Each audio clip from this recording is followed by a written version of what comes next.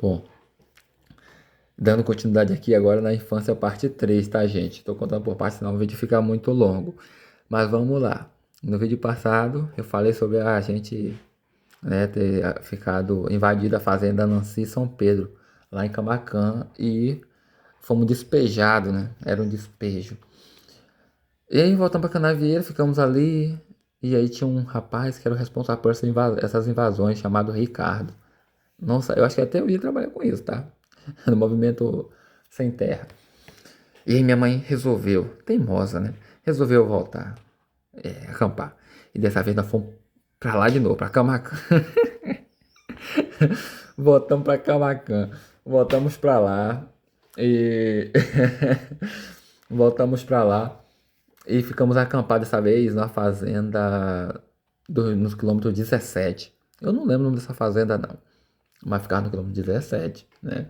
Na beira agora do rio Água Preta, né? Esse rio Água Preta, ele, ele desaguava dentro do Rio Pardo. E a gente continuou estudando na mesma escola, lá no Álvaro Guerreiro. Tinha um ônibus escolar que levava a gente. E ali a gente ficou acampado por 8 anos, juntando tudo, né? Da Fazenda Nancy, São Pedro, e agora cá nos 17. 8 anos. Aí cá nos 17 a gente ficou mesmo num barraco de lona plástica mesmo. Era um mau calor. Nossa senhora. No verãozão mesmo. Nossa senhora. Não tinha que ficar ali naqueles barracos. Ah, e por migalhas. Em busca de migalhas. Uma cesta básica. Vida desgraçada, hein? Era a cesta básica, vinha aquela latinha de quitute assim, sabe? Um feijão, arroz, macarrão. Vinha acho que meio quilo de carne seca. Vinha sabão. Vinha as coisinhas assim. Nada de fruta, verdura, nada disso não. E a gente ali. A gente comia, era bicho do mato, né? Era gambá, era. Lá a gente chama saruê. Porque gambá mesmo, ele tem aquela lista branca, né? E esses que a gente chama de gambá aqui não tem lista branca. E a gente comia muito isso. Era gambá, era tatu, teiu, capivara, anta, lontra. Nossa senhora, a gente comia muito. Esse troço todo. Comia muito isso. E ficamos ali. Até que a gente conseguiu ganhar essas terras. Eita, somando tudo, 8 anos de luta. A gente ia pra escola na época de chuva mesmo, estrada de barro, né? O ônibus atolava. Teve uma época mesmo que tinha cada raio. Nossa, cada estrondo de raios. E o ônibus atolado na estrada. Em tempo de tombar-se dentro do barranco abaixo. Era assim, gente. Era coisa bruta mesmo. A sorte lá, a dona, a mãe das meninas, da professora lá, né? Da Leda e da Joicinha. A dona José.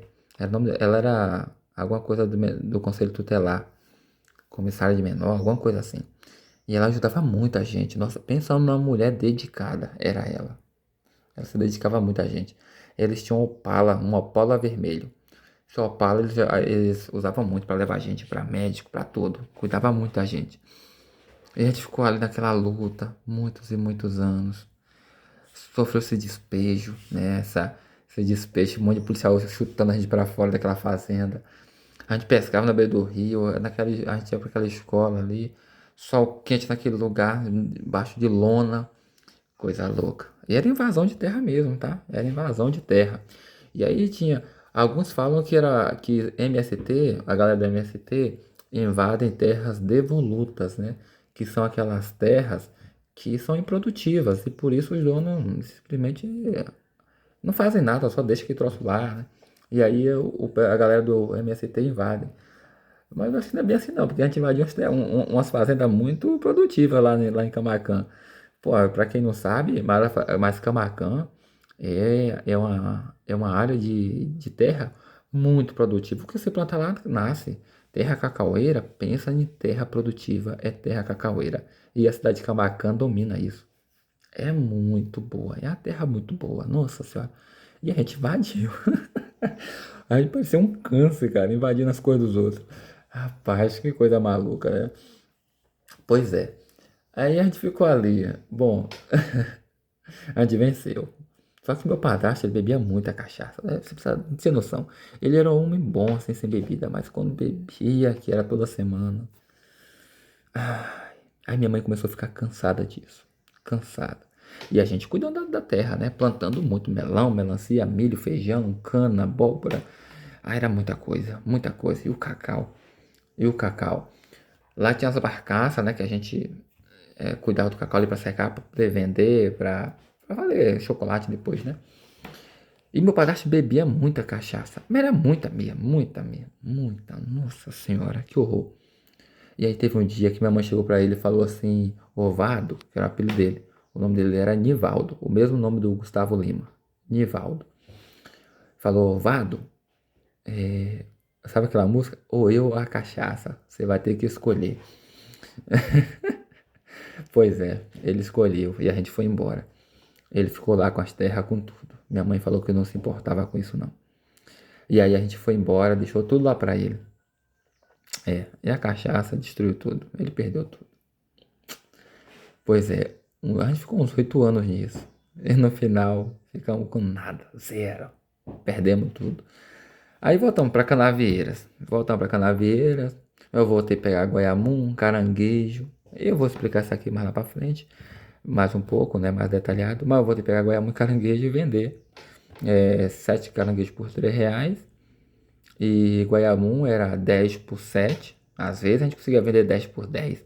Mas aí o guaiamum tinha que ser muito grande. Mas muito grande mesmo. A gente passou a estudar na escola Nova Esperança, lá nos Camarões. E ficamos por ali, muitos anos. Muitos anos. Minha mãe ficou solteira durante uma boa temporada, né? E, e aí nos estabelecemos ali. Só que nós somos teimosos, né? Sabe como é que é, né? Somos, somos teimosos pra caramba. Aí minha mãe resolveu se enfiar nisso de novo. Mas dessa vez eu não sei contar direito a história não, sabe? Porque nem eu me lembro direito disso. Mas foi no lugar ali nos 18, perto de Canaveira já mesmo. E ali a gente construiu uma casa. A gente construiu uma casa por ali. Tivemos uma casinha de tijolos ali, construída por um pedreiro chamado Zal. Que no futuro se tornou meu padrasto. Depois eu conto isso mais lá pra frente. Só que ali foi onde aconteceu umas coisas ruins com a gente. Por exemplo, a gente estudava ali nos 18, na escola 25 de maio. Era uma escola rural, mas legal. Um dia lá, e a gente criança ainda, né? A gente tava lá na aula, aí nesse dia, nesse dia, chegou um cara lá chapado, bebum pra caramba. Eita, agora você não sabe do detalhe. Né? Assim, em frente a essa escola tinha um pé de jamelão, ou jamborão, dependendo da área em que você vive. Aí eu tava lá em cima comendo minhas frutinhas, né? E aí chegou o cara, bebum pra chuchu. Ele segurando, ele com o braço esquerdo seguro na mão direita. Assim, pegando aqui, segurando aqui. E numa briga, alguém decepou o braço dele. E ele pegou esse braço e saiu caminhando por lá com o braço na outra mão. E perdendo sangue pra caramba. E aí ele chegou na escola. Nossa senhora. A professora botou a mãozinha na cabeça assim. E desmaiou. E desmaiou muito. E desmaiou, caiu pro lado. E aquela turma toda de criança chorando, mas chorando muito. O meu irmão Giovanni, nessa época aí, eu acho que ele tinha uns, não sei, gente, uns 13 anos, 14 anos, não sei. Mas ele chorou demais da conta mesmo, né? Todo mundo assustado, pô. A gente nunca tinha visto nada daquele tipo. E, e aí as aulas foram suspensas, né? E a gente ficou ali durante um tempo. Minha mãe plantava mandioca, né? Ali e tinha uma farinheira. Aí a gente ia pra lá, né? A gente plantava as manibas, né? Pra poder crescer e tal, e produzir farinha. E a gente ia pra lá raspar mandioca, imprensar, imprensar mandioca. E ficamos ali durante um bom tempo ali, fazendo farinha. E com essas farinhas a gente conseguiu fazer a casa. A casa de madeira lá do sítio, que fica a 14 km de Canavieira. Conseguimos fazer. Bom, e vamos lá. Olha só como são as coisas. Gente, sem preconceito, tá? Mas vamos lá. Antes de trabalhar fazendo farinha ali, Ai, eu vou botar o celular no carregador, que tá descarregando aqui. Pronto. Aí a gente fazia farinha, vendia a saca de farinha lá na Canavieiras.